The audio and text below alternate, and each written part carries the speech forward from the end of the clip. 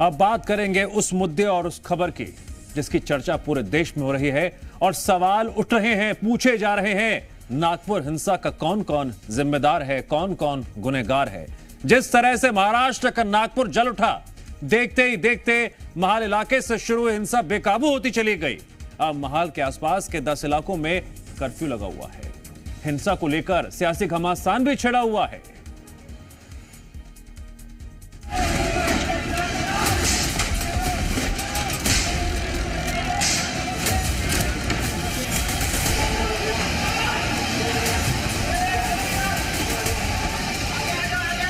नागपुर हिंसा decode, CCTV कैमरे में दंगाई एक्सपोज।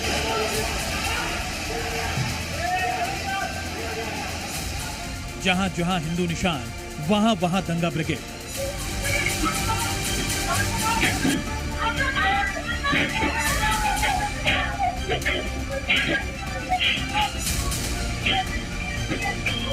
शाम को जब भीड़ यहाँ पर पहुंची तो उन लोगों ने लाइन से गाड़ियां जो गलियों में खड़ी थी उनको देखा, उनको टारगेट किया और उस पे चूंकि मूर्तियां बनी हुई थी, उस पे स्वास्तिक के निशान बने हुए थे, उसमें भगवान शिव, माता लक्ष्मी की फोटो बनी हुई थी, गणेश जी की फोटो बनी हुई थी, मूर्तियां रखी हुई थी और इसीलिए इनको निशाना बनाया गया।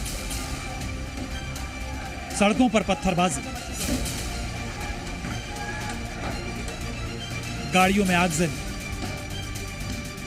दुकानों को जलाया, घरों में तोड़फोड़,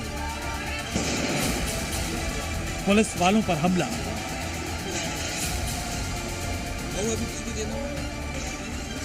वाहनों में तोड़फोड़। एक एक तस्वीरें औरंगजेब गैंग के करतूतों को बयां कर रही हैं। नागपुर में जैसे जैसे सोमवार को सूरज डूब रहा था, वैसे वैसे दंगाइयों की साजिश परवान चढ़ रही थी।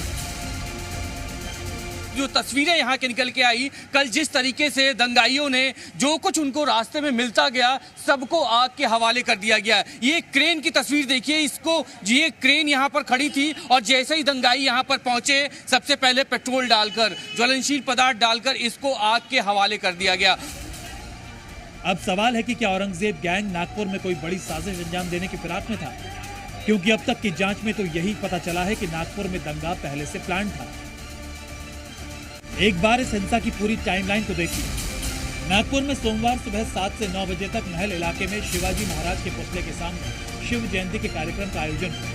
दोपहर 12 बजे हिंदुओं ने संभाजी नगर से औरंगजेब की कब्र हटाने की मांग को लेकर प्रदर्शन किया और औरंगजेब के पुतले पर हरी चादर ढककर उसे जला दिया। इसके बाद नागपुर में अफवाह फैली और शाम 5 बजे के बाद से इलाके के कुछ युवक एकजुट होने लगे। शाम 7 बजे के आसपास भीड़ सड़क पर आ गई और नारेबाजी करने लगी। देखते ही देखते दंगाइयों की संख्या बढ़ती चली गई और शाम 7:30 बजे के बाद हिंसा भड़क उठी। फिर क्या था? औरंगजेब गैंग धारदार हथियारों के साथ सड़क पर उतर आई और सड़क किनारे लगी कारों को आग के हवाले कर दिया। मगर अब महाराष्ट्र के मुख्यमंत्री देवेंद्र फडणवीस से लेकर पूरी महाराष्ट्र सरकार एक्शन में आ गई है। दोषियों का चुन चुन कर हिसाब करने के ऐलान के साथ ही आम लोगों को हिदायत दी गई है कि वो अपने घरों में रहें, किसी के बहकावे में ना आए, ना ही अफवाहों पर ध्यान दें।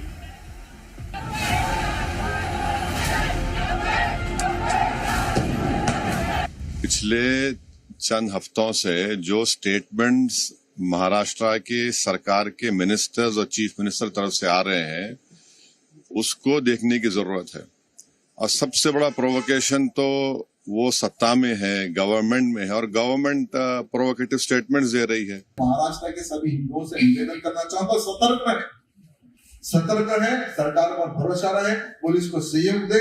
अगर जहां पर पुलिस पहुंच नहीं सकती, अगर वहां पर जिहादी पहुंच सकता है तो वहां पर तुम लोग उनकी भाषा में उनको जवाब दो। हालांकि महाराष्ट्र सरकार में मंत्री और बीजेपी के फायर ब्रांड नेता नितेश राणे का कहना है कि नागपुर में हिंसा की आग अबू आजमी के बयान के बाद ही भड़की है। वहीं शिवसेना उद्धव गुट के नेता आदित्य ठाकरे ने हिंसा को फडणवीस सरकार का फेल्योर बताया। आग लगाई उधर से, शुरुआत वहीं से हुई है। औरंगजेब को बड़ा करने का काम ये उनके ही चेले चपेटे ने किया है ना, उसका ही रिएक्शन आ रहा है अभी। तो तभी औरंगजेब उसको अबू आजमी जी को अपने घर पे बुला के सत्कार करने वाले लोगों को पूछो क्या है। कभी भी ऐसी घटना होती है तो पहला रिपोर्ट सीएमओ को आता है, सीएम के मोबाइल फोन पे आता है, होम डिपार्टमेंट भी आता है, दोनों डिपार्टमेंट्स उनके साथ है। क्या उनको पता नहीं था ये होने वाला है? और जहां जहां भाजपा को शासन चलाने नहीं आता है वहां दंगे भड़काते।